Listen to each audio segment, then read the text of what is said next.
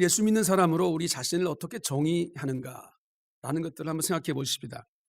사람들은 우리 교회 다니는 사람들 보고 크리스찬이라고 말합니다. 기독교인이라고 말하고 성도라고 말하기도 하고, 교인이다라고 하는 것은 좀 약간 그냥 교회 소속한 사람이다라는 생각으로 좀 우리가 좀 안 불렀으면 좋겠다는 생각이 듭니다. 사실 영어로 말하면 다 크리스찬이라는 말로 다 통합이 되는데, 어떤 용어로 세상 사람들이 우리를 부르든 간에 그 사람들이 우리를 그렇게 부를 때는 그렇게 우리들을 바라보면서 깊게 생각하고 부르는 그런 용어가 아닐 것입니다. 그냥 저 사람은 교회 다니는 사람이야, 예수 믿는 사람이야 라는 정도로 이야기할 뿐이죠. 만약에 오늘 우리가 이 세상 사람들이 갖는 그런 우리들을 바라보는 성도의 정체성을 우리들 스스로 갖고 있다면 좀 고민할 필요 없이 그냥 살아가면 될 것입니다. 세상에서 어떻게 살든 관계없이 주일날이면 그래 습관적으로 오전 11시에 와서 예배를 드리고 또 가고 일상생활 하면 되고 그렇게 하면 됩니다. 근데 이것은 어느 정도 종교성이 있는 사람이라고 하면 그렇게 어려운 일은 아닙니다. 그런데 그런 생각으로 살아가는 우리 크리스찬들 때문에 기독교가 이 세상에서 주님께서 맡겨진 청지기적인 사명, 빛과 소금의 역할을 감당하지 못하고 있다라는 생각을 해보게 됩니다. 사실 11시에 분명히 여러분들 오실 때 단정하게 옷을 입고 또 와서 기도하실 때 엄숙하게 예배를 드리고자 기도로 준비하고 이렇게 예배를 드리지 않습니까? 하지만 그 예배의 영향력이라고 하는 것이 과연 얼마나 가는가? 오래가지 않는다는 사실을 우리가 발견할 때가 많습니다. 예배를 드리고 집에 갈 때 아주 빠르게는 교회 주차장에서, 우리 교회 같은 경우에 그런 일이 없지만 큰 교회에서는 말이죠, 그게 심심치 않게 일어나는 일입니다. 교회 주차장에서 성도들끼리 싸우는 거예요. 교회 영역 안에 있잖아요. 아직 교회 주차장이잖아요. 그런데 뭐 교회 실수한 세상적으로 일어날 수 있는 시비가 있잖아요. 그런 것들 때문에 왜 차를 안 빼느냐, 왜 차를 이렇게 세웠느냐, 이런 것들 때문에 다투는 경우들이 많이 있다는 거예요. 같은 하나님을 믿는다는 사람들끼리 같은 예배를 드리고 같은 목사님의 설교를 듣고 은혜를 받았다고 하는 사람들이 곧바로 예배 시간 나가가지고 차를 타고 집에 가는 도중에 서로 양보하지 못하고 서로 싸우는 경우가 있다. 여러분 어떻게 받아들일 수 있을까요, 이거를? 교회 영역에서 벗어나지 않아서도 이런 문제가 생기는데, 교회 영역 밖으로 벗어나면 여러분 이야기할 필요가 없을 것 같습니다. 이 모두가 다 신앙생활을 그냥 교회 다니는 정도로, 내가 주의를 지켰다는 정도로 그런 생각하는 경향이 우리 가운데 있기 때문에 나타나는 현상입니다. 오늘 본문은 예수님께서 십자가를 지시기 전 제자들을 위해서 기도하시는 부분, 우리가 흔히 예수님의 중보 기도장이다라고 그렇게 얘기를 하는데, 여기에서 제자들에 대해서 말씀하시는 것을 보게 되면 이 땅을 살아가는 우리 그리스도인들에게 가져야 할 우리의 신앙의 정체성이 무엇인지를 분명하게 알 수 있습니다. 그것은 바로 하나님께서 사랑하시고 주님이 사랑하시는 제자들과 성도들에게 뭘 말씀하시냐면 영생에 대한 관심을 두고 살아갈 것을 말씀하고 계십니다.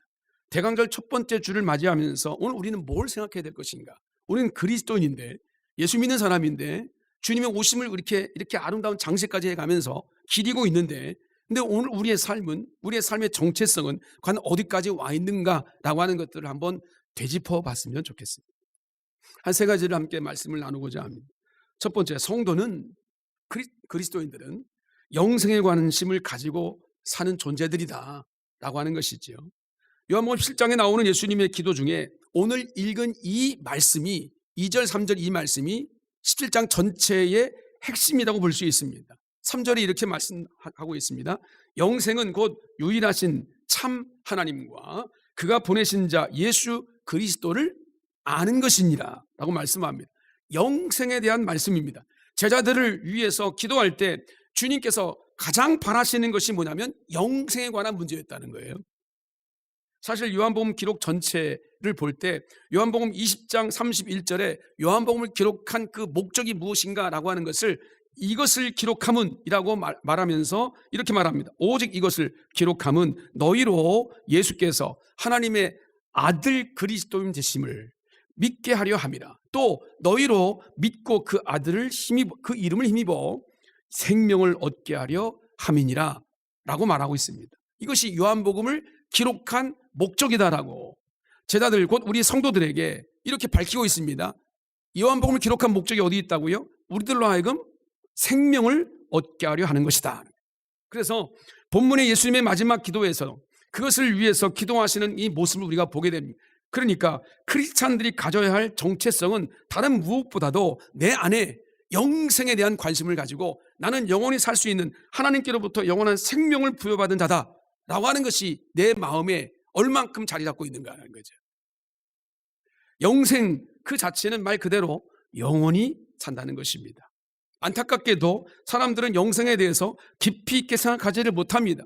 세상 사람들이 갖는 관심은 모두 다 현세적인 삶, 곧 이 세상에서의 삶입니다. 그래서 한결같이 이 세상에서 어떻게 하면 남보다 더 잘 살 수 있을 것인가, 남보다 더 많이 누리며 살 것인가, 남보다 더 대접을 받는 그런 삶을 살 것인가에 관심을 갖고 있습니다. 여러분, 교갑상근이라는 말 혹시 들어보신 적이 있는지 모르겠습니다. 못 들어보셨을 거예요. 이것이 그 앞에 단어를 딴 그런 말인데 어떤 문장을 딴 그 줄임말이냐면 교육 분야의 갑질, 교육 분야의 갑질, 상시 점검하여 근절하겠습니다. 상근, 교갑 상근. 슬로건이죠. 교육부 갑질 신고센터 홍보 포스터에 있는 문구입니다.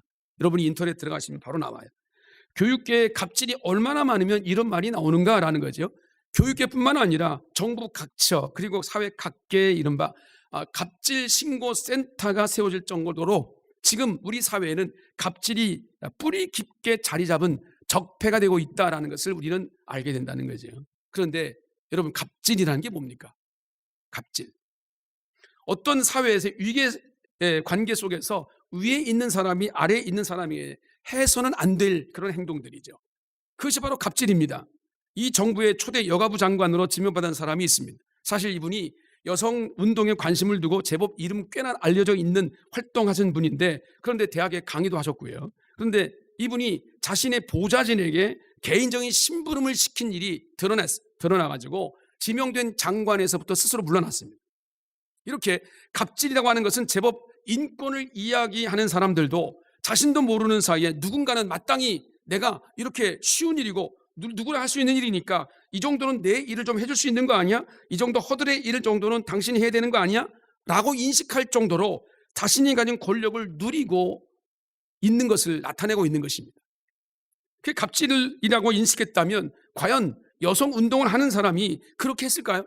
이 갑질이라는 것을 모르고 하고 있는 거죠. 자기도 인식하기 전에 삶에 그냥 살며시 스며들고 있는 거예요. 내가 이렇게 하는 행동이 갑질이라는 것을 모르고 있는 거죠. 여러분, 저는 이것을 어떻게 표현하고 싶으냐면 세속적인 삶에 빠졌다라고 그렇게 표현하고 싶습니다. 자신이 원하든 원하지 않든 세속에 빠져가지고 작은 권세가 내 안에 있을 때 그것을 그냥 살며시 누리는 거죠. 그렇게 해도 된다고 생각하는 겁니다. 이것이 바로 세속화입니다. 세속화에 빠져가지고 젖어드는 삶, 이것 때문에 나타나는 것이 바로 이 사회 전반적으로 퍼져 있는 갑질로 나타난다는 거예요. 갑자기 왜 갑질 이야기를 하는가? 여러분, 예수 믿는 사람이 자신의 가치관이나 정체성을 세상 사람들의 가치관과 똑같이 놓을 때 생기는 위험성이 있다는 것입니다. 우리가 성도라고 하지만 그저 주일에 한 번 교회 가는 정도로 오늘 우리의 정체성을 생각하는 거, 나는 이런 사람이야 라고 자기 정체성을 그냥 가지고 있는 거죠. 그 외에는 세상 사람들과 똑같이 살아가다 보면 오늘 우리의 세계관은 세상 사람들보다 나을 것이 하나도 없어요. 똑같습니다. 다를 바가 없습니다. 그래서 이렇게 많은 사람이 교회에 다니는데도 이 사회가 밝아지기는커녕 더 어두워지고 있다고 우리는 늘 얘기합니다. 우리 사회에 기독교인이 얼마나 많은지, 그 유명 인사들, 흔히 말하지만 국회의원들 가운데 3분의 1이 교회 다니는 사람이라고 그렇게 말하지 않습니까? 그럼에도 불구하고 세상은 좀처럼 나아지지 않습니다. 왜 그런가라는 거죠. 기독교인들이 이 세상을 따라가다 보니까 그래요. 돈을 쫓아가다 보니까 그런 거예요. 권력을 추구하다 보니까 그런 거예요. 육신의 건강만을 위하다 보니까 그러는 거죠. 이런 것들을 쫓아가다 보니까 기독교인 역시 세상과 아무런 차이가 나지 않는 모습으로 살아갈 뿐이다. 그렇지 뭐 인간이다, 뭐 나라고 별 수 있나? 이런 의식 속에 살아간다는 거죠. 오늘 우리가 세상 사람들과 똑같은 지향점을 갖고 살다 보니까 세상 사람들과 다를 게 없어요. 구별되지를 못해요. 내가 교회 다니는 사람, 뭐 그렇다고 내가 특별한 사람이고 내가 위대한 사람이라는 얘기가 아닙니다. 내가 하나님의 자녀로 인침받았다, 나는 영원한 생명이 있는 하나님의 자녀다라는 그 정체성이 내 마음에 있다고 한다면 뭔가 다른 세상 사람들과는 구별됨이 있어야 될 것 같은데 그렇지 못하다는 겁니다.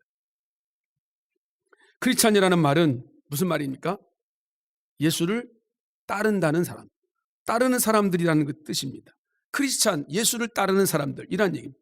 전혀 그리스도를 따르는 모습이 내 삶 속에 없는데 그렇게 크리스찬이다, 예수를 따르는 사람이다라고 부른다는 자체가 말이 안 맞는 거죠. 적어도 크리스찬이 되려고 한다면 그리스도를 따라가는 흉내라도 좀 내야 될 거 아니겠습니까? 그건 주일에 교회 한번 가는 정도로 할 수 있는 것이 아닙니다. 여러분, 교회 한번 왔다 갔다 하는 이 정도로 나는 크리스찬이야라고 말한다고 하는 것은 세상 사람들에게 전혀 감흥도 주지 못하고 오히려 손가락질 받기 쉽습니다. 그래, 너희들만 잘 먹고 잘 살아라, 이렇게 우리 보러 여러 가지 많은 것들로 지적받을 수밖에 없는 상황이라니까요. 주께서 제자들을 위해서 기도하실 때 영생에 관해서 하시는 이 말씀을 보게 되면, 그리고 요한복음 전체의 기록의 목적이 바로 영생이라는 것을 보면 성도는 다른 무엇보다 영생에 관심을 가지고 사는 존재다라는 거죠.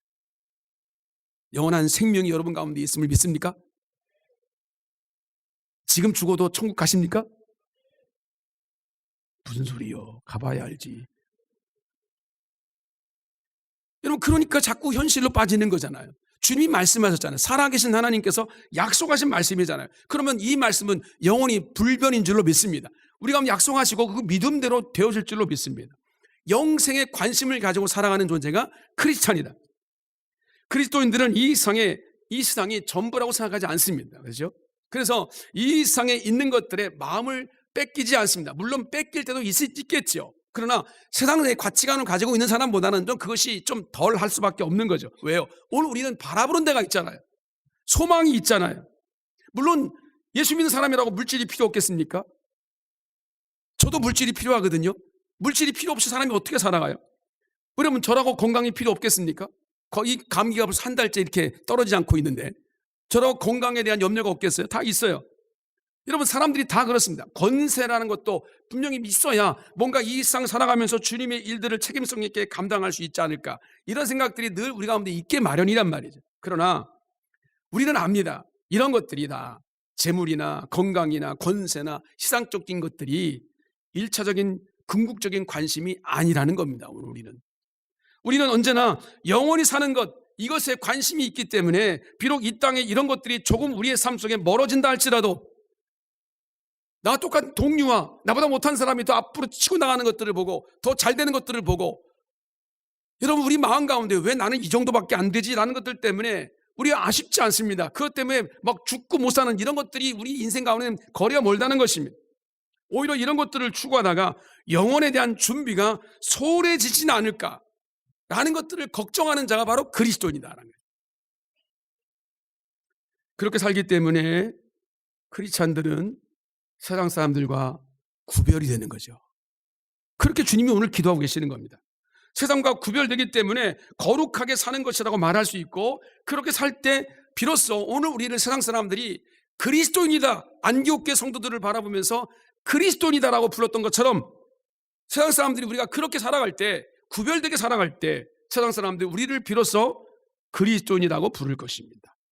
오늘 말씀하신 것, 예수 믿는 것은 세상을 쫓는 것이 아니라 영생을 추구하며 사는 것이다. 여러분은 무엇을 쫓아가십니까? 이 세상을 쫓아가십니까? 아니면 주님께서 허락하신 영원한 생명을 쫓아가십니까? 여러분, 우리가 이 세상을 쫓아간다면 여러분 이 시간 주일 예배 한번 드리는 것으로 여러분 충분합니다. 하지만 그렇게 해서는 오늘 우리가 주님께서 우리가 맡겨준 사명, 그리스도인으로서의 빛과 소금의 역할 감당할 수 없습니다. 주님 말씀하신 대로 다만 밖에 버려서 사람들에게 밟힐 뿐이라고 주님 말씀하십니다. 우리 그리스도인들은 어떤 상황 속에서도 영생에 대한 생각을 놓지 말아야 되고, 비록 세상에 여러 가지 많은 것들을 잃어버린다 할지라도 우리는 분명하게 주님이 허락하신 영생이 있기 때문에 영생을 쫓아가면서 만족함을 얻고, 영생을 쫓아가면서 기쁨을 얻고 소망을 가지고 있는 존재들입니다. 이것이 크리스찬, 예수 믿는 사람들의 정체성인 줄로 믿습니다. 두 번째, 영생은 그리스도로 말미암는 것이다 라고 말씀하고 있습니다. 예수님께서 영생을 말씀하셨다는 것을 우리는 주목해 봐야 됩니다. 왜 예수님의 기도 가운데 영생을 말씀하고 계실까? 우리가 지향해야 할 삶이기 때문에 그렇게 말씀하시는 겁니다. 우리가 방향성을 여기다 초점 맞추고 이렇게 살아라 라고 말씀하시는 거죠. 그리고 바로 그렇게 말씀하신 것은 말씀하신 주님께서 그 영생을 우리 가운데 주시는 분이시기 때문에 말씀하시고 계시는 겁니다. 오늘 17장 2절에 이렇게 말하죠. 아버지께서 아들에게 주신 모든 사람에게 영생을 주게 하시려고 만민을 다스리는 권세를 그 아들에게 주셨음이로소이다 라고 말하고 있습니다. 하나님 아버지께서 성자 예수님에게 만민을 다스리는 권세를 주셨다라고 말하고 있는 겁니다. 그런데 그 이유가 뭐냐? 바로 아버지 하나님께서 아들인 예수 그리스도께 그 모든 주신 사람들에게 영생을 주게 하기 위해서 그렇게 하셨다는 거예요. 그러니까 영생을 누가 준다는 얘기입니까? 예수 그리스도께서 우리 가운데 주신다는 얘기입니다. 오늘 우리는 예수 그리스도를 믿습니다. 아멘. 그렇습니다. 왜 믿습니까? 이제 여기서부터 이제 우리의 문제가 갈려지는 거죠. 왜 믿습니까? 건강하려고. 왜 믿습니까? 사업 잘 되게 하려고. 왜 믿습니까? 자녀들 잘 되게 하려고. 왜 믿습니까? 평안하려고. 왜 믿습니까? 부자가 되려고. 별게 다 붙을 수 있지만 여러분, 왜 내가 예수를 믿는가? 그 궁극적인 이유는 예수 그리스도께서 우리를 위해서 허락하신 죄와 사망에서 건져내시고 영생을 주셨기 때문에 우리는 예수를 믿는 것입니다. 우리가 예수 그리스도의 십자가를 잊지 않아야 할 이유가 바로 여기에 있는 거잖아요. 예수님께서 지신 십자가는 우리의 죄값을 대신 치르는 자리였습니다. 주님께서 단번에 영원한 제사로, 완벽한 제사로 우리를 위해 희생하셨기 때문에 오늘 우리의 죄가 아무리 크다 할지라도 말갛게 씻겨내 주었다라고 그렇게 인정하시는 하나님의 의인의 은총을 우리 가운데 허락해 주신 것입니다. 그러므로 오늘 우리는 날마다 십자가를 기억하며 살아야 할 줄로 믿습니다. 예수 그리스도의 십자가의 구속으로 우리에게 영원한 생명을 하나님께서 부여해 주셨기 때문입니다. 이미 요한복음에 기록하신 목적을 밝힌 20장 31절 말씀처럼 우리가 예수께서 하나님의 아들인 것을 믿고 그 이름을 힘입어 생명을 얻게 하기 위함이다 라고 이미 밝히고 있습니다. 예수님이 하나님의 아들이심을 믿는다는 것은 아들 예수님과 아버지 하나님께서 영원 전에 서로 맺으신 약속을 기초로 해서 이야기하는 것입니다. 죄인인 우리들을 구원하시기 위해서 죄가 있는 이 인간이 할 수 있는 일은 아무것도 없거든요. 죄인인 오늘 우리들이 우리의 구원을 위해서 할 수 있는 것이 아무도 없는 겁니다. 자신의 죄값도 제대로 치를 수 없는 우리 연약한 인간이기 때문입니다. 그래서 성부 하나님과 성자 예수님께서 약속을 하신 거죠. 성자께서 참된 인간으로 이 땅에 오셔서 십자가에서 그 모든 죄값을 대신 치르시는 겁니다. 그러면 성부께서는 그 예수님의 희생을 통해서 당신의 자녀들에게 영원한 생명을 허락해 주시겠다라고 약속하신 것입니다. 하나님과 예수님께서 약속하신 것입니다. 그래서 이 땅에 오신 바로 예수 그리스도가 오신 성탄절을 맞이하는 대강절을 우리가 지금 준비하고 있는 거잖아요. 따라서 우리가 영생을 추구하는 것을 우리의 정체성으로 삼는다고 하는 것은 십자가를 지심으로 우리의 죄를 구원하신 예수님에 대해서 항상 깨어있는 자로 살아간다는 의미입니다. 그 대강절을 우리가 지내면서 우리 마음 가운데 늘 기어야 될 것은 나를 위해 지신 십자가, 나를 위해 구원을 주신 그 십자가, 나에게 영원한 생명을 주신 그 십자가, 그 십자가의 앞에 나가서 그 나에게 그 은총을 허락해 주신 그 주님 앞에 더 가까이 내 삶의 모든 중심을 주님과 함께 동행하는 그 믿음으로 살아가는 것이죠. 여러분, 우리는 이 예배 시간에 주님의 이름을 높입니다. 우리가 오늘 아빠 찬양하면서 주의 이름을 높였습니다. 주님 찬양합니다. 우리를 찬양을 통해서 영광 받아주시옵소서. 찬양합니다. 왜 찬양합니까? 주님께서 우리에게 영생을 주셨기 때문에 찬양하는 거죠. 주님의 십자가 우리에게 주신 새로운 생명을 허락해 주셨기 때문에 주님을 찬양하는 것입니다. 그래서 성도는 우리의 삶 속에서 항상 예수 그리스도를 바라보는 자입니다. 무슨 일을 당하든 어떤 일을 만나든, 그렇죠? 예수 그리스도를 바라보는 자가 바로 그리스도인입니다. 사실 우리가 세상을 좇지 않고 영생을 추구할 수 있는 이유도 오직 예수님을 잃지 않을 때 가능한 거잖아요. 예수님을 나를 위해서 지신 십자가를 생각하면 여러분 우리 안에 물질만 추구하는 삶을 살아갈 수 없어요. 그렇잖아요. 욕심만 쫓아가는 삶을 살아갈 수가 없어요. 그렇게 하기는 너무도 죄송하잖아요. 나를 위해 생명을 내어주신 그 은혜가 내 안에 있는데, 믿음이 내 안에 있는데 내가 오늘 살아가는 것이 물질만 쫓아가고 세상적인 욕망만 쫓아가면 여러분 주님께서 나를 보실 때 얼마나 안타까이 보시겠습니까? 또한 나를 구원하시기 위해서 신 십자가를 생각하면 나의 건강만 돌보려는 관심에서 여러분 얼마나 그것이 작고 참 무의미한 일인지를 생각하게 됩니다. 예수 그리스도를 생각하면 한 줌도 안 되는 권력을 추구하며 살아가는 것이 얼마나 무익한 일인지, 덧없는 것인지 알게 됩니다. 세상에 주는 것이 세상에서는 자랑거리 될 수 있을지 모르겠지만 십자가를 바라보는 순간 그 모든 세상에 주는 것들이 아무것도 의미가 없다는 것을 깨닫게 되는 거죠. 오직 주님의 십자가를 바라볼 때 믿음이 있는 사람은, 영원한 생명이 있는 사람들은 잠깐 또한 유혹되고 미혹될 수는 있겠지만 주님의 십자가 안에 깊이 잠길 때 주님께 내게 허락해 주신 그 영원한 생명의 의미가 다시 와닿기 때문에 눈물이 나고 감격이 되고 다시 한번 내 삶을 다져지고 주님이 원하시는 뜻대로 다시 한번 겸손히 무릎 꿇게 되고 그 앞에 순종하며 살아갈 수 있게 되는 거죠. 사랑하는 성도 여러분, 영생에 관심을 갖는 자는 매 순간 예수님의 십자가를 떠올리는 사람입니다. 얼만큼 예수님의 십자가를 떠올리며 사십니까? 여러분의 삶 속에 지금 낙심이 되어지고 포기가 될 만한 일들, 이제 안 되는구나 생각되는 일들, 이 세상이 너무도 어둡구나는 그 좌절되고 자꾸 내 마음 가운데 침체되는 어떤 분위기들이 우리 가운데 올 때 무엇을 할 수 있겠습니까? 다른 것들을 하려고 노력하는 것이 아니라 그럴 때일수록 더 주님의 십자가를 바라보십시오. 내가 혹시 나도 모르게 교만한 그런 순간들이 다가올 때가 있습니다. 그럴 때일수록 여러분 예수 그리스도 십자가를 바라보십시오. 그러면 주님께서 내게 허락하신 영원한 생명의 가치가 무엇인지를 다시 한번 깨닫을 수 있도록 은총을 허락해 줄 줄로 믿습니다. 다시 한번 내 자신이 누구인지, 내 믿음이 어떻게 세워져야 될지 주님의 십자가를 바라보는 순간 성령께서 우리 마음을 붙잡아 주실 줄로 믿습니다. 주님께서 우리에게 영원한 생명을 주셨습니다. 그 주님 바라보는 하나님 백성들 되시기를 주의 이름으로 축복합니다. 세 번째, 영생은 관계를 기반으로 한다는 사실입니다.